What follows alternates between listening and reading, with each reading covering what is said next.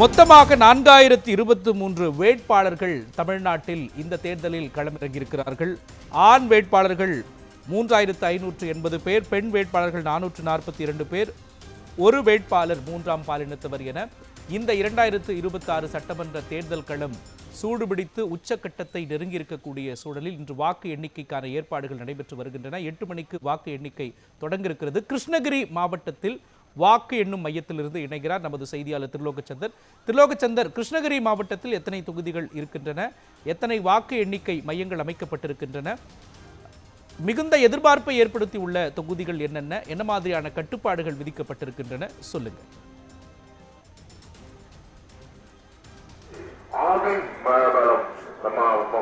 மோகன், கிருஷ்ணகிரி மாவட்டத்தை பொறுத்தவரையில் ஊத்தங்கரை, பர்கூர், கிருஷ்ணகிரி, வேப்பனப்பள்ளி, ஓசூர், தளி ஆகிய 6 சட்டமன்ற தொகுதிகள் இருக்கிறது. இந்த 6 சட்டமன்ற தொகுதிகளில் மொத்தமாக 79 வேட்பாளர்கள் போட்டியிட்டார்கள். இந்த 6 சட்டமன்ற தொகுதிகளிலும் சேர்த்து மொத்தமாக 85.77% வாக்குகளானது பதிவாயிருக்கிறது. கிட்டத்தட்ட 13,40,000 வாக்காளர்கள் தங்களது வாக்குகளை பதிவு செய்திருக்கிறார்கள்.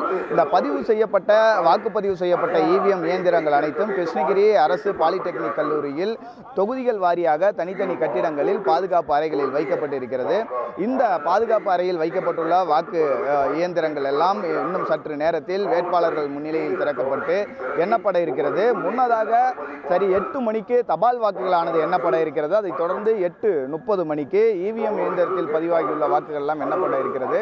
இந்த வாக்கு எண்ணிக்கையை முன்னிட்டு பலத்த போலீஸ் பாதுகாப்பானது இந்த அரசு பாலிடெக்னிக் கல்லூரியில் அமைக்கப்பட்டிருக்கிறது. குறிப்பாக 3 அடுக்கு போலீஸ் பாதுகாப்பானது இந்த பகுதிகளில் அமைக்கப்பட்டிருக்கிறது. கிட்டத்தட்ட 450 போலீசார் உட்பட துணை ராணுவ படையினர் உட்பட ஏராளமானோர் இங்கு பாதுகாப்பு பணியில் ஈடுபட்டு இருக்கிறார்கள். குறிப்பாக இங்கு தொகுதிகள் வாரியாக தனித்தனியாக இந்த வாக்குப்பதிவு மைய முகவர்கள் செல்வதற்கான வழிகள் ஏற்பாடு செய்யப்பட்டிருக்கிறது. முதன்முறையாக இந்த தேர்தலில் QR கோடுடன் கூடிய அடையாள அட்டையானது இந்த வாக்கு எண்ணும் மைய முகவர்களுக்கு வழங்கப்பட்டிருக்கிறது. அந்த QR கோடு உள்ள அடையாள அட்டை இருப்பவர்கள் மட்டுமே உள்ள அனுமதிக்கப்படுகிறார்கள். அது மட்டும் இல்லாமல் இந்த வாக்கு எண்ணும் மையத்திற்கு செல்லக்கூடிய முகவர்கள் அனைவரும் செல்போன் எடுத்து செல்லவோ, பேனா, பென்சில், பேப்பர் உள்ளிட்ட எந்த ஒரு பொருட்களும் எடுத்து செல்வதற்காக அனுமதிகள் கிடையாது. அனைவரும் உள்ளே செல்வதற்கு முன்பாக தீவிர சோதனைக்கு உட்படுத்தப்பட்ட பின்பே அனுமதிக்கப்படுகிறார்கள். முதற்கட்டமாக போலீசார் சோதனை செய்கிறார்கள். அதன் தொடர்ந்து 2வது கட்டமாக மெட்டல் டிடெக்டர் வைத்து அனைவரும் சோதிக்கப்படுகிறார்கள். அதன் பின்புதான் உள்ளே அனுமதிக்கப்படுகிறார்கள். தொடர்ச்சியாக இந்த 3 அடுக்கு பாதுகாப்பில் ஒவ்வொரு அடுக்காக ஒவ்வொரு பகுதிகளிலும் இந்த வாக்கு எண்ணும் மைய முகவர்கள் எல்லாம் தீவிர சோதனைக்கு உட்படுத்தப்பட்ட பின்பே உள்ளே அனுமதிக்கப்படுகிறார்கள். சரியாக 8 மணிக்கு இந்த தபால் வாக்குகளானது எண்ணப்பட இருக்கிறது. அதனைத் தொடர்ந்து 8:30 மணிக்கு இவிஎம் இயந்திரங்கள் உள்ள பதிவாயிருக்கிற வாக்குகள் எல்லாம் எண்ணப்பட இருக்கிறது. ஒவ்வொரு சுற்று முடிவிலும் இந்த வாக்கு எண்ணிக்கை எந்தெந்த வேட்பாளர்கள் எவ்வளவு வாக்குகள் பெற்றிருக்கிறார்கள் என்று அறிவிக்கப்பட இருக்கிறது. முறையாக தேர்தல் ஆணையத்தினுடைய இணையதளத்தில் இந்த அறிவிப்புகள் வெளியாக இருக்கிறது. மாவட்டத்தை பொறுத்தவரையில் 6 சட்டமன்ற தொகுதிகளில் மொத்தமாக 79 வேட்பாளர்கள் போட்டியிடுகிறார்கள். இது குறிப்பாக வேப்பனப்பள்ளி சட்டமன்ற தொகுதியை பொறுத்தவரையில் அது நட்சத்திர தொகுதியாக பார்க்கப்படுகிறது. காரணம், முன்னாள் அமைச்சரும் அதிமுகவினுடைய துணை பொதுச் செயலாளருமான KP முனுசாமி இந்த தொகுதியில் போட்டியிடுகிறார். ஏற்கனவே இந்த தொகுதியில் சட்டமன்ற உறுப்பினராக இருக்கக்கூடிய KP முனுசாமி மீண்டும் இதே தொகுதியில் போட்டியிடுகிறார். அதனால் அந்த தொகுதி ஒரு நட்சத்திர அந்தஸ்து கொண்ட தொகுதியாகவும் பெரும் எதிர்பார்ப்பு கொண்ட தொகுதியாகவும் இந்த வேப்பனப்பள்ளி தொகுதியானது இருக்கிறது.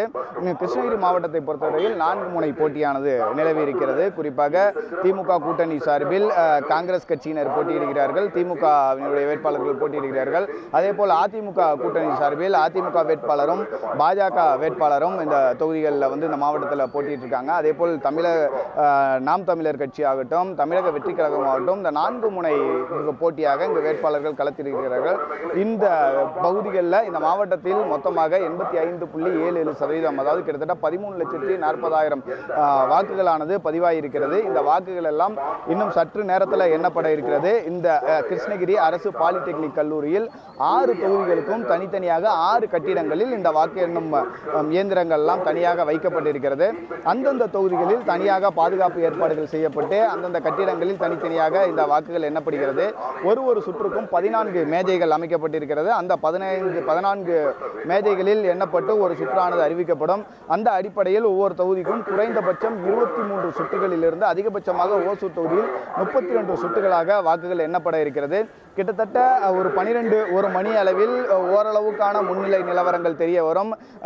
மாநிலத்தில் எந்த கட்சி ஆட்சியை பிடிப்பதற்குண்டான வாய்ப்புகள் இருக்கிறது என்பதெல்லாம் ஒரு மணி அளவிலேயே ஓரளவு நமக்கு முடிவுகள் எல்லாம் தெரிய வரும்.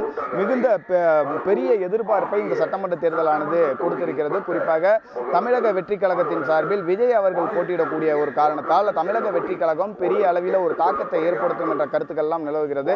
அந்த அடிப்படையில் இந்த தேர்தலானது எந்த கட்சி ஆட்சியை பிடிக்கும் என்று யாராலையும் இதுவரை முன்கூட்டியே நிர்ணயம் செய்ய முடியவில்லை. கணிக்க முடியாத ஒரு சூழலில் இந்த தேர்தல் மிகப்பெரிய எதிர்பார்ப்பை கொடுத்திருக்கிறது. மோகன், கிருஷ்ணகிரி மாவட்ட நிலவரங்களை வழங்கியதற்காக நன்றி திருலோகச்சந்தர்.